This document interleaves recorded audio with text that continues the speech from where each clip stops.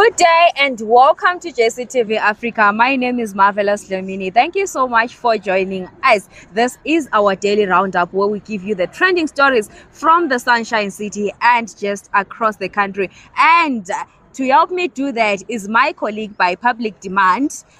Good afternoon. Hello, how are you? I'm okay. How are you doing? I'm good. Yeah, now you have to explain where you were in the morning. Oh, I was busy writing some exams, so yeah. But tomorrow I promise I'll be there in the morning. Yeah, wish you all the best in that, but don't disappear again. Yeah, but now to get into our trending stories. In the morning, we did touch on the story of David Coltart. Yeah. So we know that during the weekend, that Saturday, there were by-elections. Yes. Harare East and Mount Pleasant and ZANU-PF actually managed to scoop all those seats, both of them from Mount Pleasant and Harare East. So David Coltart now was on Twitter saying that Mahere and Makam were not supposed to actually resign, from those seats, and now that they've given way to ZANU-PF to actually take all the seats, and ZANU-PF now has got a higher number of seats in parliament, and was saying that it was so wrong for them to resign. But then he later on came back during the day and was saying that no, he apologized for actually saying that. So I don't know what your take is on that. Yeah. I personally think that the decision for Mahere to resign was kind of like irrational. It was not a well-calculated thought. Even the decision for Nelson Chamisa to resign, it was not a well-thought, because you see, politics, they say politics is a dirty game, but it is also a game that is like a game of football. If you kick your ball back to your own goal and it becomes an own goal, the opponent will take it. So this is what happens with politics. The CCC or the opposition played into the hands of ZANU-PF, and ZANU-PF would gladly take those own goals. They don't mind. So this is what happened. I really think that also on that other hand, you find that our politics in Zimbabwe has been largely divided.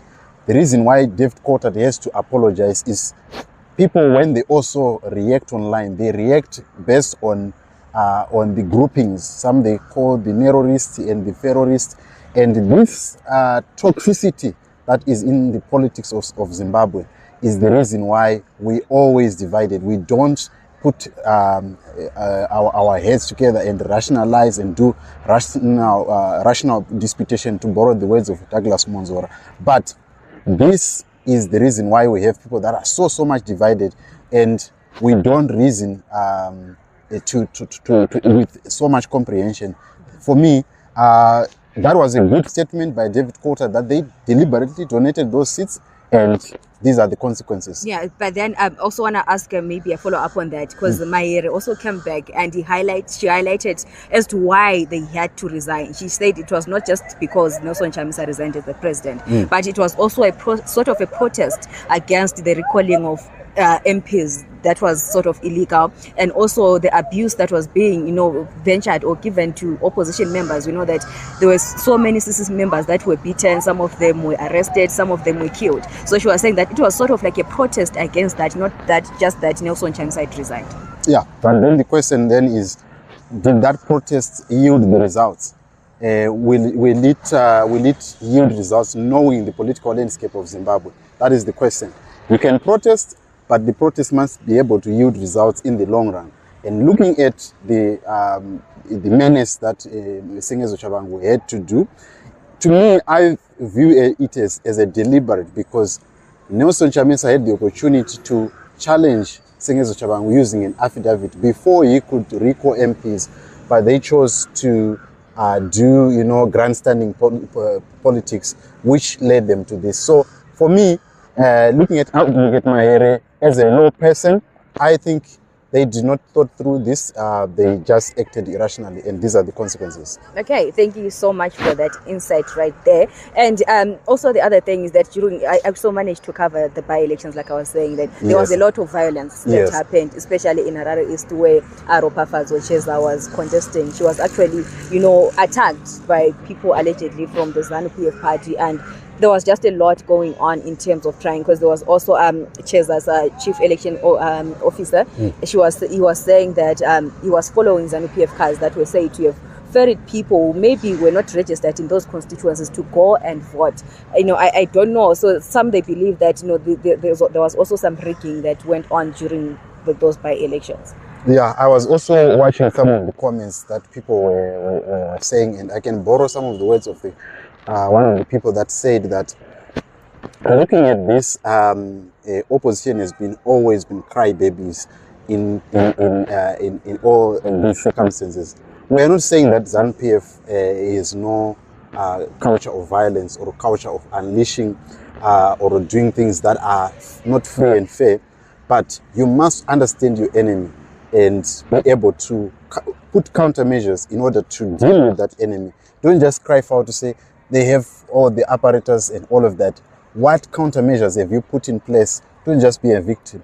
You are in it to play, or you are in it to be a victim. That is the question. So these are some of the things that opposition need to reconfigure their politics and see if they can be able to play in a way that ZANU-PF will not be able to catch up with them. All right, thank you so much for that insight. And now going into our second story, which I find very shocking. Of late, we have had doctors especially from Paharenya, to affect daughters being nabbed at Paharenya. And there's a lot going on with that, because in my mind, I'm like, how do they even have access to the hospital facilities where they manage to register themselves, stay in hospitals, and get caught after a month or after weeks of staying there and operating as doctors? Because recently there's another fake doctor that was nabbed as well, and he's been arrested and is appearing in court. But my question is, how do these people get access to the especially big hospitals such as Paharenya? Yeah, it speaks to the danger that we are actually in, and this is not good news to any country or into our public health, which is actually hamstrung by a number of things, hamstrung by inadequate resources, hamstrung by inadequate supplies of medical supplies that are needed for the biggest hospital in Zimbabwe to run. And then you have these doctors just sneaking through and getting into that health system. It becomes a great concern. But also, you know of a doctor that was in South Africa, that was, I think you know, Dr. Lani, Matthew Lani, that was caught a few months ago. And it raised some questions. What are these doctors benefiting from this? What is in it for them? And this needs to be investigated with a very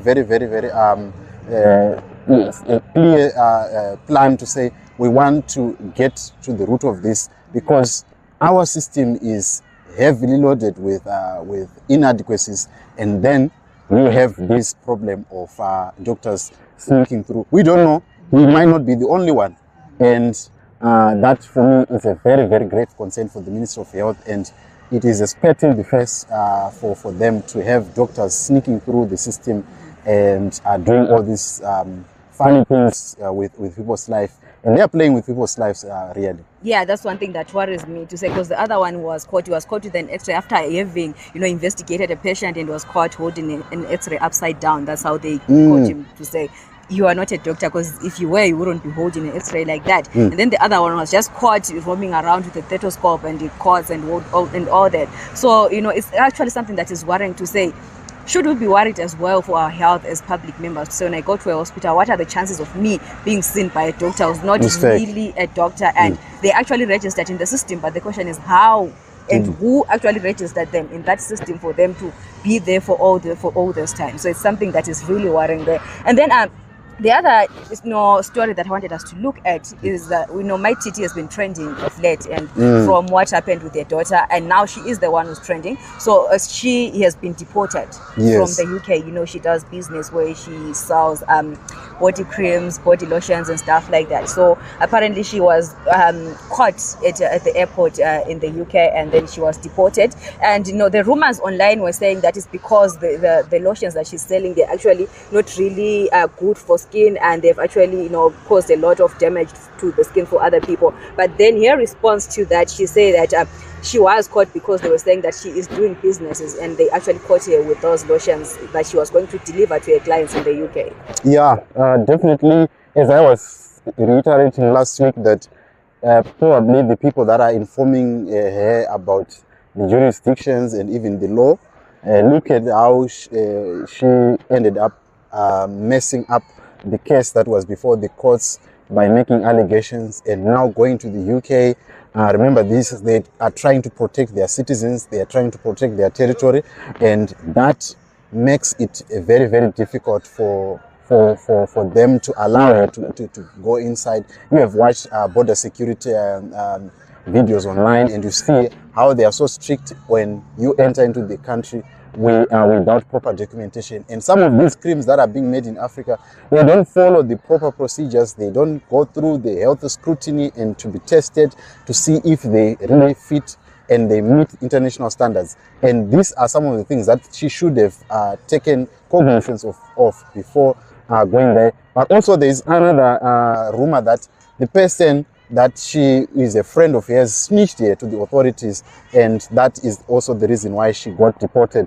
But anyway, it never rains, it pours for my TT. No, she's always trending on social media, especially this time. You know, she has trended for like more than a month now, and we're going to the second one. She is still trending, and I think she might be trending more because I heard that Patricia J actually, like we discussed last week, she might be filing a lawsuit against her, you know, for defamation after she had reported that she's the one who leaked her daughter's pictures. So it seems like there's a lot that is going to go on and on and on, especially when it comes to my TT. Yes, but also one need also to ask the question that is this not a deflection approach of something that is going behind? Because we might be sold a shiny glass whilst the real God is somewhere else, and these stories can be made up in order to deflect the public from what is really happening. Yeah, that's true. It's also need us to look at it from a different angle, like you have said. It's because that's what people were saying, to say, the news started trending at the same time where the Zig was introduced, and people were actually complaining. So is it not like more of like a means of trying to distract people from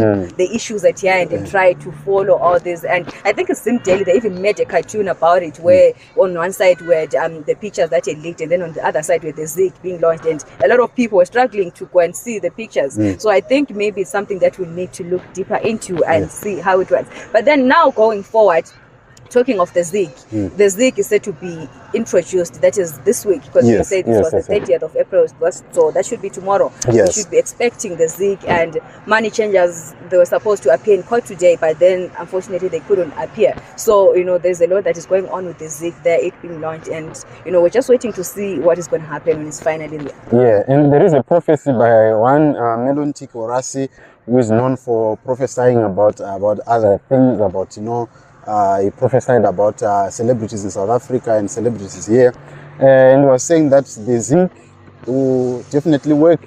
And I was asking myself, is it not a way, because back then he was still resident in South Africa, now he's interchanging, he's here in Zimbabwe, he's there in South Africa, is he not trying to get an aqua like other people were actually saying? But interesting, we are going to watch and see how the zinc will play out, since now that there are no money changers that are in the streets, because even selling airtime in Zig is now a crime, and many people have closed down. You are only seeing people that are selling airtime in US dollars.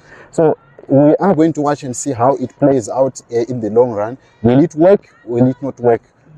These are the questions. But I was also seeing a story from Newsday where some money changers were actually saying that they are not really going to be taken out of the streets as long as there is no foreign currency available for people in banks. So I'm thinking that money changers, they are still there probably, but then they are using other means of operating. They are no longer in the streets like they used to be, because I think that's a problem that you can never fully do away with. Yes. That is probably a short reprieve that we might see, but in the long run, the effects will see them coming to play in the economy. Because I actually saw on the H Metro saying the Zig is trading at 23 on the black market. That means that if the supply is low, then the demand becomes very, very high. And these are the laws of nature and economics, and you can't run away from them. Yeah, indeed. So we're just going to keep an eye on the Zig as it is being introduced, and we see how people are going to accept it and how people are going to be charged, especially on the public transport, because we know that's where sometimes the problem starts, when you have to be charged for 50 cents, $1, and we're going to see how it pans out on the free market, and interesting times ahead. Yeah, thank you so much for tuning in. This was our daily roundup. My name is Marvelous Dlamini. And I'm Kenan Rusike, and we'll see you tomorrow.